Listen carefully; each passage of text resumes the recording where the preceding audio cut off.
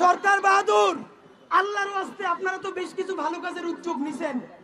এই দাড়ি পাকা শিক্ষকরা অল্প কয়টা টাকা বেতন বাড়ানোর জন্য এই যে আজকে কালকে মার খেলো এখানে আছে, এদের 90% এদের বাড়ি থেকে টাকা ধার কইরে এই প্রোগ্রামে আসছে।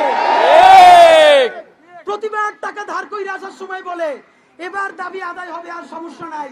কোনদিন দাবি আদায় হয় না, এখন তাদেরকে মানুষ টাকাও ধার দেয় না। যদি দেশ বাঁচাইতে চান, শিক্ষা বাঁচাইতে হবে। শিক্ষক না বাঁচলে শিক্ষা বাঁচবে না। যদি মনে করেন আপনাদের একটু ব্রেক নেওয়া দরকার, তাইলে সরকারকে সর্বশেষ অনুরোধ, লেখাপড়া তো অনেক হয়েছে হাসিনার আমলে, পোলাপান লাগে বছরখানেক রেস্টে থাকুক, শিক্ষকরাও রেস্টে থাকুক। আপনারা ফাঁকে রাজকোষে একটু টাকা জমাই ফেলেন। শিক্ষকদেরকে ন্যূনতম এখন তাদেরকে বাসা ভাড়া দেয় 1500, বাড়াইছে 1500। তাইলে শিক্ষা উপদেষ্টা আপনারে বলি 1500 টাকা না 15,000 টাকায় ইনকিলাব মঞ্চে আপনারে একটা বাসা ভাড়া করে দিবে, আপনি থাকবেন? যদি 15,000 টাকা বাসা ভাড়ায় আপনি এখন এবং মরা পর্যন্ত থাকতে পারেন, তাইলে আমাদের শিক্ষকদের কোনো সমস্যা নাই।